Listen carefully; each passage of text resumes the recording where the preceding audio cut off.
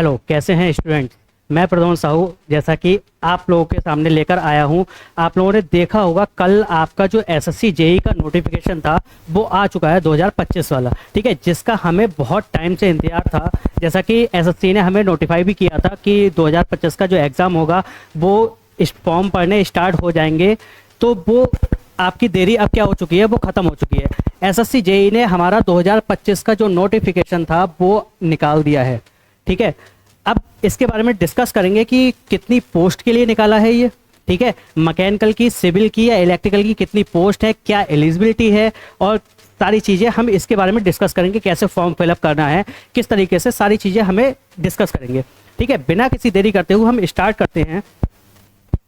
देखो, जो SSC JE ने डेट दी है, ठीक है, नोटिफिकेशन हमारा आया है कल, ठीक है। हमें जल्दी किसी चीज़ की नहीं करनी है, कल नोटिफिकेशन आया है, फॉर्म कल से स्टार्ट हो गए हैं फिल होना, ठीक है। जो डेट आई है एसएससी की फॉर्म फिल करने की, वो आई है आपकी 30 तारीख से, ठीक है। कितनी तारीख से? 30 तारीख से आपका फॉर्म फिल होना स्टार्ट हो चुका है, ठीक है। अगर नहीं दिख रहा होगा तो इसको थोड़ा जूम कर लेते हैं, ठीक है।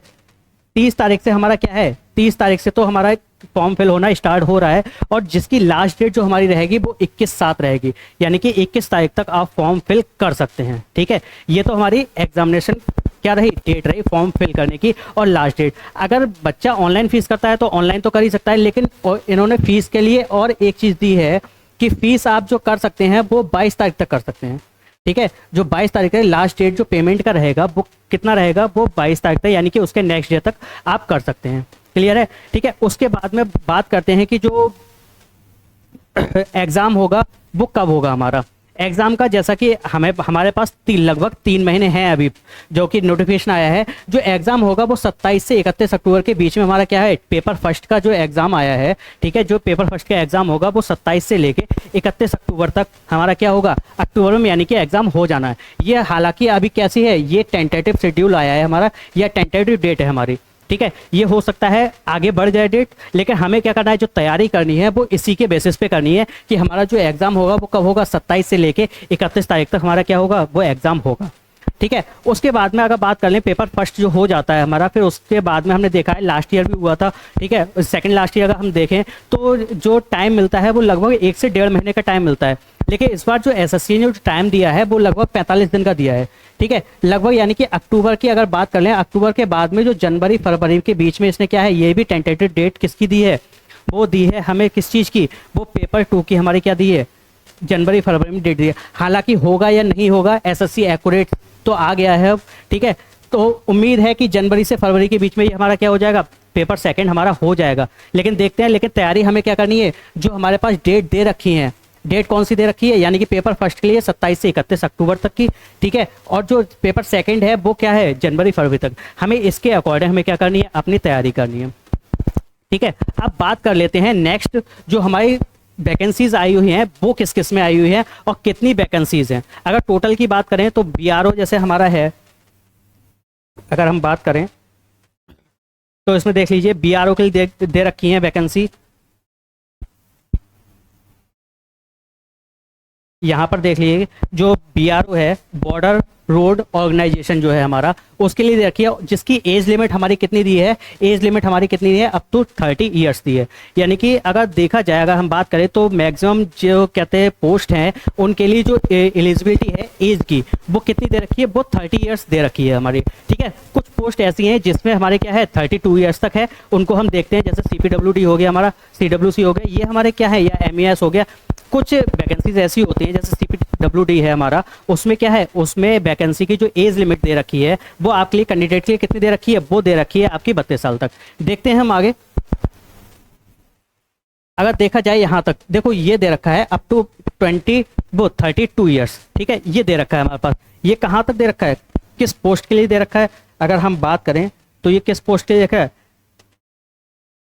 ये दे रखा है CPWD के लिए। कितना दे रखा है, CPWD के लिए 32 साल तक दे रखा है, ठीक है। CPWD के लिए कितना दे रखा है, 32 साल तक हमारा दे रखा है। यानी कि जो बच्चा हमारा CPWD के लिए अप्लाई करेगा, जिसकी ओवर एज हो गया है, जो सोच रहा है कि हम 30 साल के हो गए अब, ठीक है, उसके बाद हम फॉर्म फिल नहीं कर सकते, तो बेटा ऐसा कुछ नहीं है। आप क्या कर सकते हैं, CPWD एक ऐसा डिपार्टमेंट है जिसमें आप 32 साल तक हम क्या कर सकते हैं, एज लिमिट 32 साल तक है, इसमें हम डाल सकते हैं या अप्लाई कर सकते हैं। ये मत सोचिएगा कि हमारी 30 साल हो गई, 30 साल मैक्सिमम पोस्ट के लिए क्या है 30 साल है, लेकिन अगर आपकी तैयारी अच्छी है तो आप 32 तक भी डाल सकते हैं। ठीक है, ये मत सोचिएगा कि हम ओवर एज हो गए, ओवर एज का कोई मीन नहीं है। ठीक है, अगर आप जनरल कैटेगरी से हैं तो आप 32 तक तो CPWD के लिए डाल सकते हैं, लेकिन अगर SC ST या OBC से हैं तो आपको वहाँ क्या मिलता है, वो रिलैक्सेशन मिलता है, 3 साल का या 5 साल का रिलैक्सेशन मिलता है। वो हम आगे देखेंगे कि रिलैक्सेशन कितना मिल रहा है। ठीक है, उसके बाद में अगर देखें तो अगर बात की जाए तो क्या दे रखा है इसमें, फराका बैराज का दे रखा है। ठीक है, MES का दे रखा है, जो कि अलग अलग डिपार्टमेंट में हमारी क्या है, सब में मैक्सिमम अगर देखा जाए तो 30 ईयर्स तक हमारी क्या है एज लिमिट दे रखी है। ठीक है, उसके बाद अगर हम नेक्स्ट देखें जैसे कि NTRO है। ठीक है, NTRO में सिविल की वैकेंसी निकली हुई है सिविल के लिए। ठीक है, जो क्या है, जो इसमें एज लिमिट क्या है 30 ईयर्स है। ठीक है, उसके बाद हम नेक्स्ट देखते हैं। नेक्स्ट अगर बात करें हम वैकेंसीज की बात, यानी कि लास्ट ईयर का देखा जाए, लास्ट ईयर जो वैकेंसी हमारी आई थी, ठीक है, वो हमारी वैकेंसी क्या थी, बच्चे कह रहे थे कि वैकेंसी बहुत कम है। अरे वैकेंसी कम होने से मतलब नहीं है, आपको कितना चाहिए, आपको सिर्फ और सिर्फ एक सीट तो ही चाहिए। आप एक सीट के लिए तैयारी कर रहे हैं तो वैकेंसी कम हो या ज़्यादा हो उससे कोई मतलब नहीं है आपके लिए। ठीक है, लेकिन अगर SSC में देखा जाए तो इस बार कितनी निकाली है, 1340 वैकेंसी इस बार दे रखी हैं। ठीक है, ये क्या है, हमारी टेंटेटिव है, कम हो सकती है, ज़्यादा हो सकती है। मैक्सिमम केस क्या रहता है कि मैक्सिमम केस में हमारी क्या होंगी, ये ज़्यादा ही, यानी कि 100 कहते हैं लगभग बढ़ेंगी ही बढ़ेंगी। लास्ट ईयर का हमने देखा था वैकेंसी आई थी तो लास्ट ईयर हमारी कितनी 100 वैकेंसीज जो थी वो हमारी इंक्रीज कर गई थी। तो इस बार भी उम्मीद है हमें कि ये 1340 वैकेंसी ये टेंटेटिव दे रखी है वैकेंसी, ये हमारी क्या होंगी, ये बढ़ेंगी वैकेंसी। ठीक है, ये क्या होंगी, बढ़ेंगी हमारी वैकेंसी। क्लियर है। उसके बाद में अगर नेक्स्ट की बात करें, नेक्स्ट इसमें देखते हैं कि एज लिमिट का जैसा कि बताया था, जो कि हमने बताया था कि 30 साल तक है और 32 साल तक है। तो यानी कि यहाँ पे दे रखा है कि जो एज लिमिट 30 ईयर्स तक दे रखा है, तो बच्चे क्या हैं, यानी कि 2/1/1996 से लेके, ठीक है, 1/1/2008 तक के, यानी कि 1/1/2008 से बाद के ना हो बच्चे, और क्या हो 2/1/1996 से पहले की क्या हो, उनकी डेट ऑफ बर्थ ना हो। ठीक है, वो क्या होंगे, ऐसी 32 ईयर्स के लिए क्या दे रखा है, 2/1/1994 से 1/1/2008 तक। ठीक है, ये हमारी क्या रखी है, ये एज लिमिट दे रखी है। उसके बाद में जैसा कि हमने रिलैक्सेशन की बात की थी, रिलैक्सेशन का हमारा क्या है, देखो SC और ST के लिए हमारा कितना दे रखा है, यहाँ पर 5 ईयर का रिलैक्सेशन दे रखा है। ठीक है, अगर यहाँ पर देखे जाए OBC के लिए, तो OBC के लिए कितना दे रखा है, 3 साल का रिलैक्सेशन दे रखा है। जो भी बच्चा जैसे OBC में है वो कह रहा है कि सर मेरी 32 साल एज हो गई, ठीक है, अब मैं नहीं डाल सकता फॉर्म, तो बेटा आपके लिए क्या दे रखा है, यहाँ पर रिजर्वेशन दे रखा है, कितने साल का, 3 साल का दे रखा है, यानी कि आप 35 ईयर्स तक क्या कर सकते हैं, आप फॉर्म फिल कर सकते हैं। और उम्मीद मत करो कि 35 ईयर्स तक ही आपको डालना है, अगर 32 एज हो भी गई है तो क्लियर करो कि 1 साल में हमारा क्या हो जाए, सिलेक्शन हो जाए और हम सीट ले लें अपनी। ठीक है, जैसे PWBD के लिए है, उनके लिए कितना है, 10 साल है, ऐसी 13 साल 15 साल, इनके लिए एक्स सर्विसमैन के लिए होता है। ठीक है, ये 3 साल की क्या दे रखी है, इन्हें छूट दे रखी है। ठीक है, यानी कि जिसे रिजर्वेशन बोलते हैं। नेक्स्ट की अगर बात हम करें तो नेक्स्ट अगर देखा जाए तो हम किसकी बात करें, मेन है हमारा पर्पस क्या, पेपर देना। ठीक है, पेपर क्वालिफाई कैसे करना है हमें, पेपर की बात करेंगे। तो पेपर की अगर हम बात करें तो पेपर हमारा क्या है, 2 चीज़ों में पेपर डिफाइन होगा। ठीक है, यानी कि जो एग्जाम होगा वो हमारा क्या होगा, पेपर फर्स्ट और पेपर सेकंड, यही 2 एग्जाम तो होंगे, पेपर फर्स्ट और पेपर सेकंड। ठीक है, यही 2 एग्जाम होंगे हमारे। ठीक है, अगर पेपर बात फर्स्ट और सेकंड, अगर पेपर फर्स्ट और सेकंड दोनों की बात करते हैं, जैसा कि लास्ट ईयर से कुछ चेंज नहीं किया गया है इसमें, जैसा लास्ट ईयर हुआ था वैसे ही इस बार भी होगा लास्ट ईयर की तरह। जो पेपर फर्स्ट होगा वो भी हमारा CBT होगा। ठीक है, पेपर सेकंड होगा वो भी CBT होगा। ठीक है, जैसे कि पेपर फर्स्ट की बात कर लेते हैं, क्या दे रखा है, कंप्यूटर बेस्ड एग्जामिनेशन दे रखा है, यानी कि जैसे CBT बोलते हैं या CBE बोलते हैं, कुछ बच्चे बोलते हैं। ठीक है, यानी कि ये क्या होगा, ऑब्जेक्टिव टाइप होगा, यानी कि इसमें क्या होगा, एक क्वेश्चन है और 4 ऑप्शन है, उसी में से आपको सही ऑप्शन लगाना है। ठीक है, अगर सिलेबस की बात करें तो पेपर फर्स्ट में हमारा आता क्या क्या है, अगर पेपर फर्स्ट की बात करें तो हमारा क्या आता है, जनरल इंटेलिजेंस एंड रीजनिंग आती है। ठीक है, यानी कि नॉन टेक का पार्ट होता है, एक होता है टेक का पार्ट, यानी कि नॉन टेक के पार्ट में भी क्या करते हैं, 2 पार्ट में डिवाइड कर देता है वो, यानी कि एक में क्या आता है, जनरल इंटेलिजेंस एंड रीजनिंग की पार्ट आता है जो कि रहता है हमारा 50 नंबर का। ठीक है, और फिर आता है जनरल अवेयरनेस का।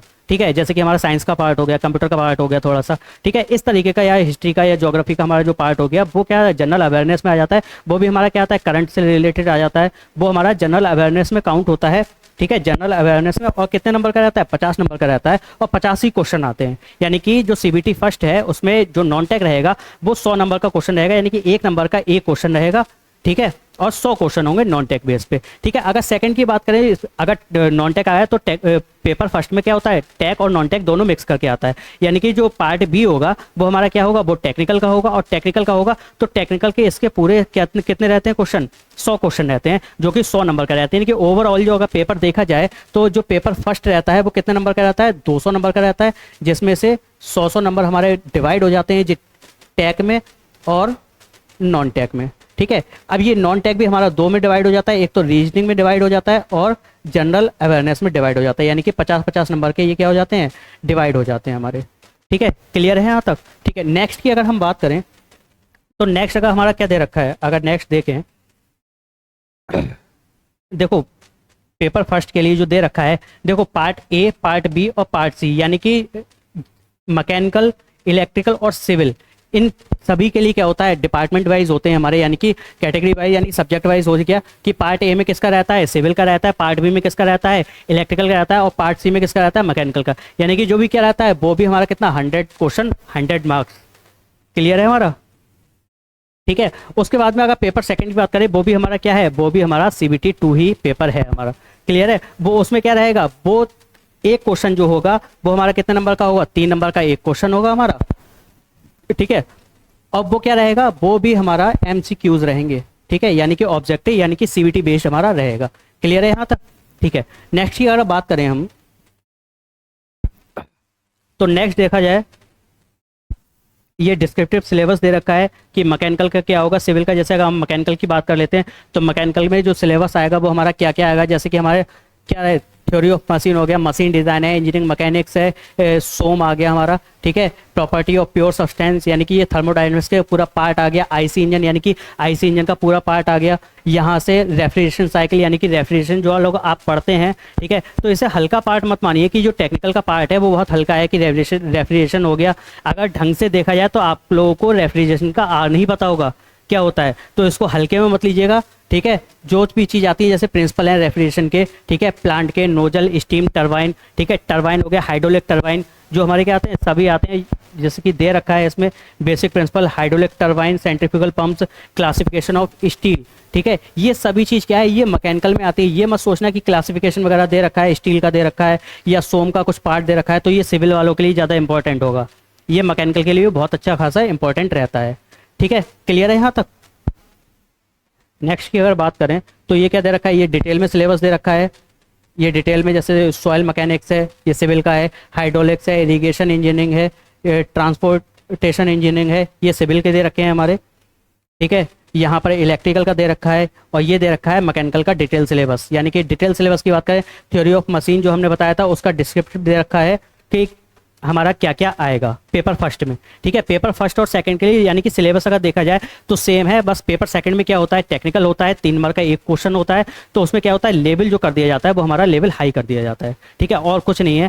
ठीक है, उसके बाद में नेक्स्ट का हम देखें, ये सब दे रखे हैं, यानी कि रैंकन साइकिल दे रखा है, फ्लूइड मैकेनिक्स दे रखा है, machinery, fluid statics, kinematics, dynamic, hydraulic turbine, centrifugal pumps, ये सारी चीज़ें हमें क्या दे रखी हैं, ये दे रखी है डिटेल सिलेबस। ठीक है, अगर हम बात करें कि सिलेक्शन की, अगर हम बात करते हैं तो सिलेक्शन में क्या देखा जाता है कि जो पेपर फर्स्ट है और पेपर सेकंड है दोनों को मिला के आपके कितने होने चाहिए। अगर देखा जाए तो मोड ऑफ सिलेक्शन जो दे रखा है, उन्होंने बोल रखा है minimum qualification marks in paper first and paper second are as follows. यानी कि पेपर फर्स्ट और पेपर सेकंड में हमारी क्या होनी चाहिए, मिनिमम मार्किंग इतनी होनी चाहिए, तब आप क्वालिफाई रेंज में आएंगे। यानी कि अगर अनरिजर्व के लिए देखें तो वो कितना है, अनरिजर्व के लिए 30% है। ठीक है, ओबीसी के या ईडब्ल्यूएस के लिए देखें तो 25% है। ठीक है, और ऑल अदर कैटेगरीज, जितनी भी कैटेगरीज आती हैं उनके लिए कितना है, 20%। यानी कि पेपर फर्स्ट और पेपर सेकंड के लिए ये आपके क्वालिफाइंग मार्क है कि आप क्वालिफाई कर गए। ठीक है, लेकिन इसका मतलब ये नहीं है कि आप क्या कर दे, ये अगर इतने % नंबर ले आए तो आपका सिलेक्शन हो ही गया। ठीक है, फिर बेस आ जाता है किस पे, किस पे आता है, सीधे सीधे कट ऑफ पे आता है कि कितनी कट ऑफ जा रही है, उसके अकॉर्डिंग आपका क्या होता है, सिलेक्शन डिपेंड करता है, आपकी मेहनत पे सिलेक्शन पूरा क्या करता है, डिपेंड करता है। ठीक है, यहाँ तक हमारा ये पूरा था यानी कि जो सिलेक्शन वगैरह था। बाकी जो फॉर्म फिलिंग का है या फिर जो भी सारी चीज़ें हैं वो आगे नेक्स्ट वीडियो में हम बताएंगे, जो आपको अपलोड कर दी जाएगी वीडियो। बाकी जो हम देखें, जो हमारा यूट्यूब पे चल रहा है फ्री ऑफ कॉस्ट, ठीक है, सारी चीज़ें हम free of cost lecture wise, ठीक है, और प्लानिंग वाइज दे रहे हैं। यानी कि चाहे वो टेक्निकल का सिलेबस हो चाहे नॉन टेक का सिलेबस हो, ठीक है, जिसमें आपका रीजनिंग का पार्ट चल रहा है, थ्योरी का पार्ट चल रहा है, उसके बाद में जब अब एग्जाम डेट आ चुकी है हमारे पास, तो हम क्या करेंगे, डायरेक्टली और ज़्यादा रिदम में आ जाएंगे। अभी क्या था, सिंगल या डबल वीडियो पढ़ रही थी, अब हमारी क्या होगी, लगातार और 3 से 4 वीडियो पढ़ेंगे, जो कि क्या है, पूरी की पूरी फ्री ऑफ कॉस्ट है आपके लिए। ठीक है, बस आपसे सजेशन इतना है हमारा कि आप वीडियो को देखिए, सिलेक्शन लीजिए, और कंटेंट क्या है जो आपके साथ के बच्चे हैं उनके लिए ज़्यादा से ज़्यादा शेयर कीजिए। ठीक है, अगर यूट्यूब चैनल की बात करें तो यूट्यूब चैनल जो हमारा है, जिस पे हमारा सारी की सारी जो फ्री ऑफ कॉस्ट चीज़ें चल रही हैं उनकी बात करें तो ये हमारा क्या है, ये हमारा यूट्यूब चैनल है। ठीक है, अगर आप सर्च करेंगे तो यूट्यूब चैनल पे तो ASMM के नाम से आप पूरा सर्च कर सकते हैं।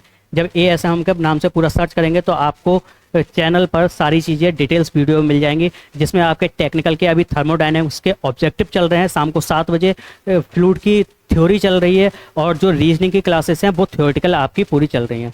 ठीक है, क्लियर है? ठीक है, थैंक यू स्टूडेंट, वीडियो को ज़्यादा से ज़्यादा शेयर कीजिए। Thank you.